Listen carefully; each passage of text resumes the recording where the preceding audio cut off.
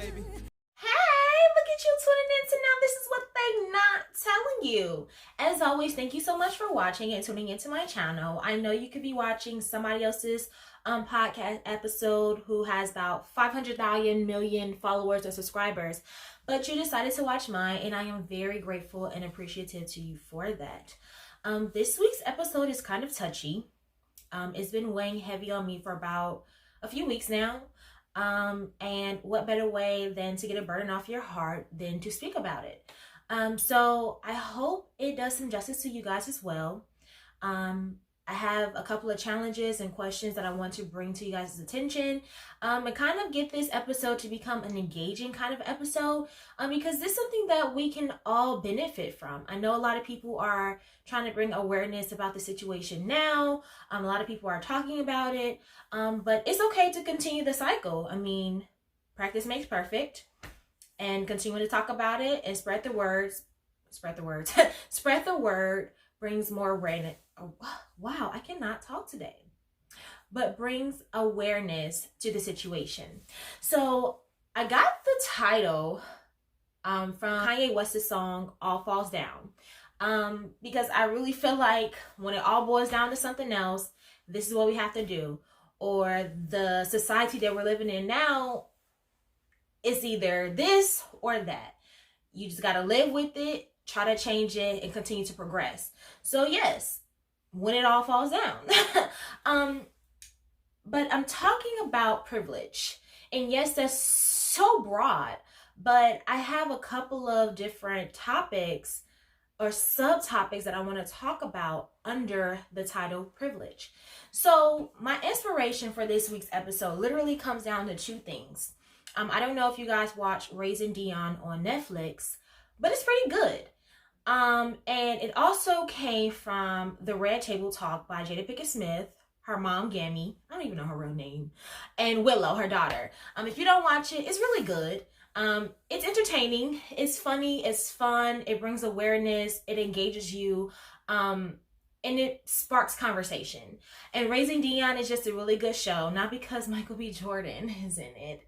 And everybody know that's my celebrity husband. And they even know that. You know, I still love him, but you know, Michael B. Jordan is just fine. Okay? He's just, he's so fine. But anyway, back on topic. Yes, that's where this episode stemmed from. So we'll start with Raising Dion. So if you haven't watched the show, it's about a little boy who has these magical powers. He inherited from his dad, who just so happens to be Michael B. Jordan. But Michael B. Jordan dies in the show. He's like this engineer dealing with space or the atmosphere and stars, whatever, I don't know. Something super smart related. But he dies. And he doesn't know that he passed it on to his son. I don't know if he does. Maybe it's going to be a part 2. I don't know. But he does pass it on to his son. The mother doesn't know. The mother doesn't even know that Michael B. Jordan had powers when they were together, when he was alive. But her son has them.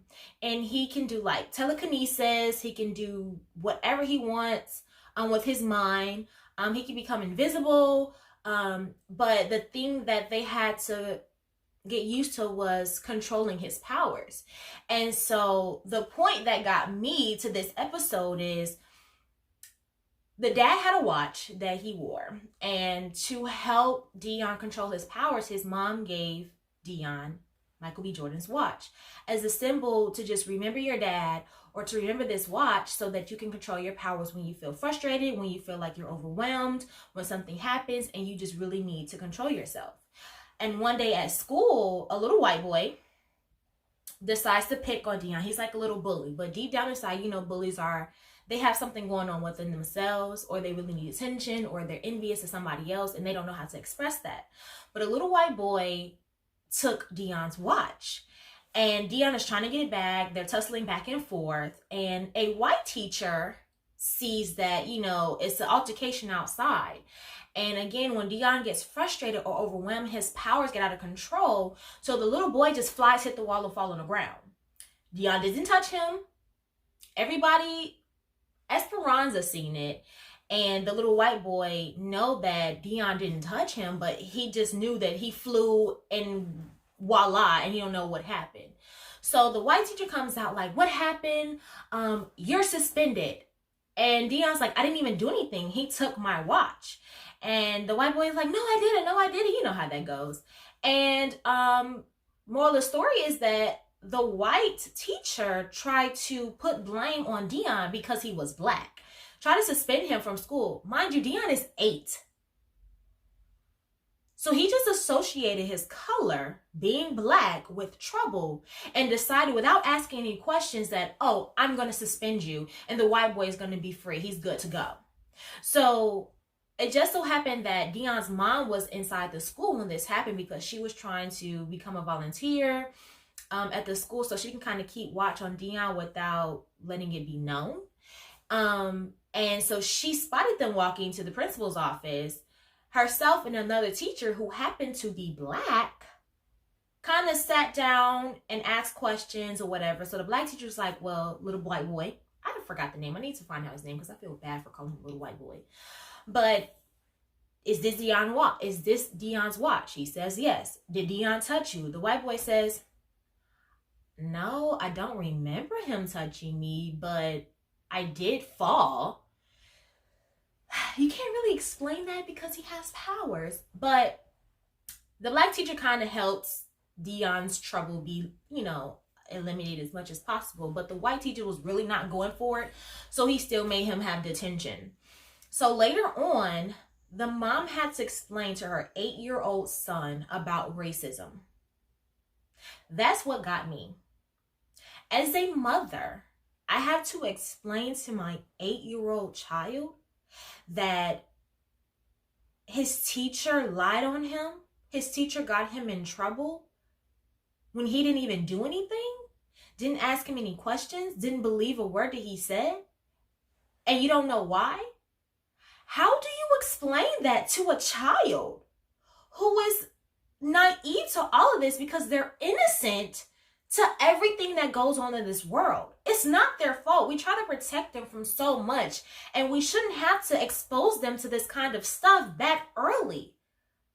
But she was troubled because she didn't know what to do. She didn't know how to tell him that because you're black or because the color of your skin, you're going to be treated differently no matter what. How do you explain that to a child and make them understand that? At school, the place where you're supposed to be getting an education, see your friends, say hi and bye, la-di-da-di, but you can't even feel comfortable at school. And not only that, we see this happening in our everyday world. Now some kids are scared to even go outside. I was listening to The Breakfast Club, and Common was on there, and he was just like, yeah, like, I know some kids that just really fear going outside because they scared they're gonna get shot. They're scared a police gonna kill them. They're scared somebody else gonna kill them. And let me also say this. If we're bringing awareness about police brutality, we must make a change within ourselves first. Because don't forget, we might be getting killed by police, and that has to stop. But in order to bring about change, we must change within ourselves first. And we have to stop killing each other first. Why would they stop and they see that we don't even care about each other and we still killing each other? It just has to stop. And we have to continue to come together. We have to continue to bring awareness to make these change effective. So anyway, nonetheless, that just really got my mind confused because a child is supposed to be a child. A child isn't supposed to be worried about whether if I go to school, I'm going to get trouble and I didn't even do anything. If I walk out the door, I might get shot. If I'm sitting in my own house, I might get shot. You really can't be happy or excited to go play because you're worried that you might get in trouble and you don't even know why. So that was my first indication that, okay, I have to talk about this. The second, the red table talk. So Jada, her mom and her daughter brought on a celebrity by the name of I wrote it down, excuse me, Chelsea Handler. And they talk about white privilege. And not all white people are bad, you know? And she is one who realized her white privilege and is now trying to bring awareness to her counterparts, her peers, all of her white people, pretty much. But one of the things that got to me was that she's doing a documentary. And in her documentary, she interviewed a group of, I think it was like 4 ladies. And she was just asking them questions about white privilege. Do they believe there's a such thing as white privilege? Do they see that they have white privilege? I mean, because literally their interview was shot in one of the ladies' backyard, who had a beautiful view, a huge pool, nice little patio where they were sitting on little couches and drinking wine or whatever they were doing. Okay, I'm not saying black people don't have nice things, but you have white privilege right there. So one of the ladies, Chelsea Handler, asked them, you know, is there such thing as white privilege? And one of the ladies was like, I just wish y'all would just stop talking about it. There's no such thing, like, get over it, move on from it. And so she was like, well, do you feel like there's any other race that has privilege? And they were like, yeah, there's a such thing as black privilege. And she was like, well, explain to me what kind of privilege they have. And one of them had the nerve to say that they have college admission now. So you mean to tell me that I have black privilege because I have the right to get an education? Something that was already granted to you from day one and I had to fight for? But that's me having black privilege? So you mean to tell me that being able to have a job and get paid for it is black privilege? You mean to tell me having a car that I can drive in is black privilege? You mean to tell me that the apartment or the house that I have is black privilege? But an education, out of all things, that was the first thing you can think of. The only thing that you can think of is an education? Really? How do you not see yourself having white privilege? You are oblivious to the issues that goes on in this world because you're so stuck in your own mind or in your own white privilege. So it made me think, is there such thing as having different races privilege? So we have white privilege, we have black privilege, we have Hispanic, Latino, Mexican privilege, we have Asian and Chinese privilege, we have Arabian privilege, we have Jewish privilege, we have all of these ethnicity privileges. Because you as a white person don't want to admit that that is a thing. So let me help you understand that there is only a thing as white privilege. If everybody in this world is considered a minority, if you are not white, there is a thing as white privilege. You have white privilege. How is everyone in this world a minority that is not visibly white? So if I'm not visibly white, I'm a minority. But if I am visibly white, I'm good to go. Don't that make you think you have white privilege? Don't you think that that's automatic privilege? Okay, we've heard it a million times. You have white privilege if you don't feel any kind of way when you walk outside the door.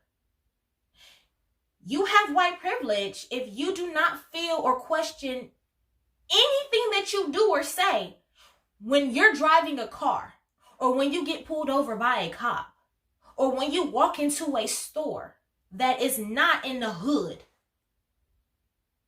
If you don't feel no kind of way, you have white privilege. Even people who are celebrities or who have money or whose parents work their butts off to get to a place where they could be wealthy enough to provide a good life for their child, they're still black at the end of the day. Excuse me, I just have to fix myself, but they're still black. They still have that inkling of fear that something might happen to them because they're not white. Kanye West said it best in his song, All Falls Down. Even in the Benz, you a nigga in the coupe. Even in the Benz, you still a nigga in the coupe. It don't matter how much money you have. It don't matter what title you have. If you are not white, you have some disadvantage. Period. So then with that, I continue to watch more episodes. I love Red Table Talk. But they brought on Kristen, I'm sorry, I'm bad with names.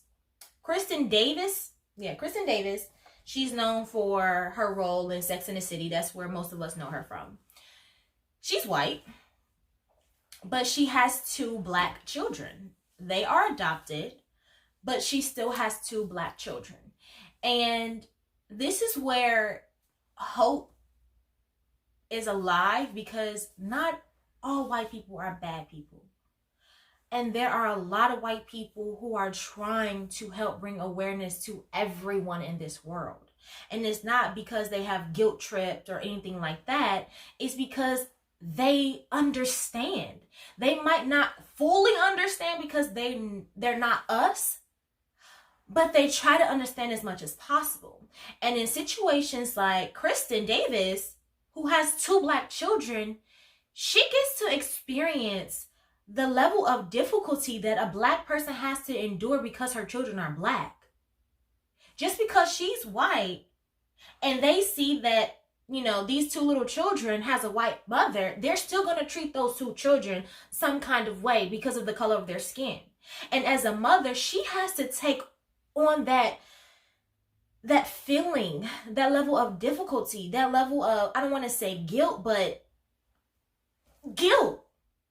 And it's hard for her. So it makes me sympathize for some white people who do care, because they might have to go through it. Same for interracial couples. Their children are still going to have to go through some certain things. And as an interracial couple, they'll always go through something. Because not everyone in this world sees everything as equal, or see everything as not having a problem. And of course, that's a problem. So I have a few questions that I want to ask everybody. And I want to hear everyone's opinion. So if you can just go ahead and shoot me a comment. You can DM me. If you know me, shoot me a text message or call me. But I would like for everyone to spread this video if you can. And I don't want to say if you love me, but if you love me, go ahead and spread this video, because this is something that we have to continue to talk about. And it's stuff that is bringing awareness to us by stuff that we do every single day. We all watch TV. We all come home and want to relax. We all have a glass of wine, you know, and want to relax. And it's in our TV shows. It's in our movies. It's everywhere we go, you know? So it's there. We just have to open our minds, open our eyes, and see it. So, first question. If you are a parent and you are of any color other than white, and even if you are a parent that is white, but you have interracial children, or you have black children, or any children of color, how do you take in explaining to your children the difficulty of living in this world and being of color? When is it time to express the issue to your child? At what age? And how do you go about it? Is there a such thing as Black privilege?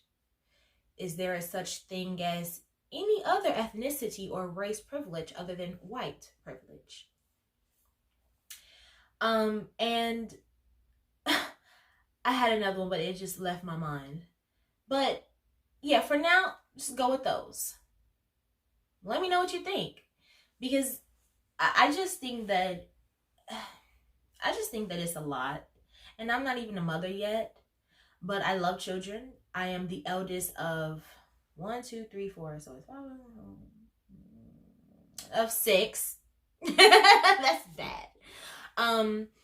But I'm the eldest of six siblings, and I know what it feels like to want to have that motherly instinct, to want to protect, to want to be there for the people that you love, especially people that are younger than you or people that are close to you. So I might not fully know what it means to have bared a child, but I do understand the feeling of wanting to protect children. So yeah, let me know your feelings. Let me know your thoughts.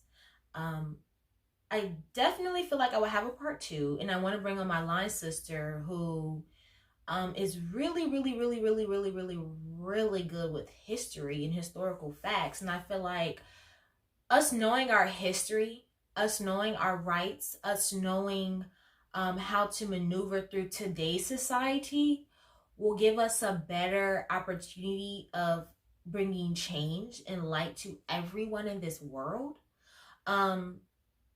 So hopefully she can kind of help me bring some of my ideas out and conversation, and not start a debate, but just to start additional conversation. And I even challenge any celebrity. If I tag you in this video, I challenge you to spread it. I challenge you to bring awareness and to bring questions and bring a debate, but just to bring a conversation about, so that we can spread this worldwide. And everybody know the best way to spread something is word of mouth and word of video, whether that's on Snapchat, Instagram, Facebook, or wherever else. I don't know. Those are the only three things that I get on. Oh, and Twitter. I'm not a big Twitter fan. But yeah, so those are my challenges. Those are my questions. That is what I had today, just to kind of get it off my chest, because it was just too much. It's just too much to know that our children can't be children for long, and that people are really oblivious to the things that they have. And let me clarify this, because a lot of people categorize white privilege with money or monetary things or materialistic things. I'm not saying that you don't have to fight for anything. I'm not saying that you don't work your butt off for the things that you have. It's the fact that you can just be you no matter where you go.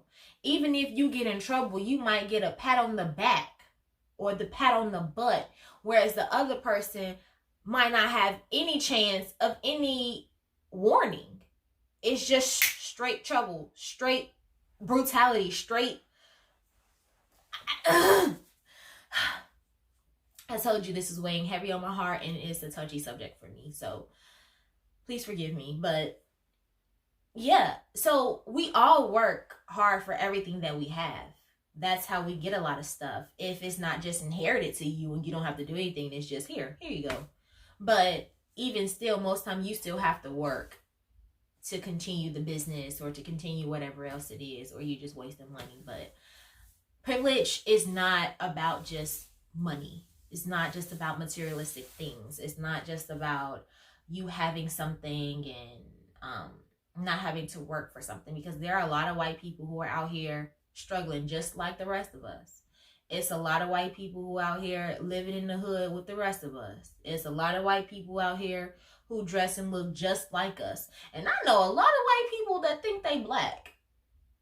Like, it's not funny, but it's like, you know you white, right? But I love those people, because it's just like they really don't see any color. And they're just like, yo, this is my dog, this is my brother. Or this my sister, this my homegirl. You know what I'm saying? So I'm not saying it as a bad thing, and that all white people are bad, or I'm not bashing anybody or cutting anybody off. I'm just saying that we have to be more aware. We have to open our eyes, and we have to help each other. And the best way to do that is to spark a conversation, push everybody, challenge everybody, and keep this thing going. So I don't know what else to say. That's all I have for today. Ooh, my hair. This necklace be doing some damage to my clothes, to my hair, to everything. Goodness gracious. It's cute, but good God. So yeah, I don't have anything else to say. Those are my things that I want to bring out to you guys. I'll put my questions down in the description box so you guys can look at it and respond to each and every last one of them. And if I have any more, I'll also put those in the description box below. Again, please share. Please subscribe if you haven't already. I feel like I have great content in my podcast.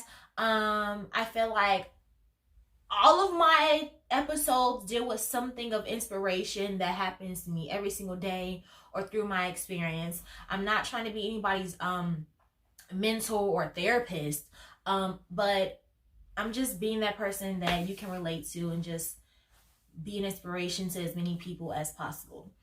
That's my goal. I want to be able to reach everyone internationally, worldwide, whatever, and just have a conversation and be able to relate to you. So please share, please comment, please subscribe.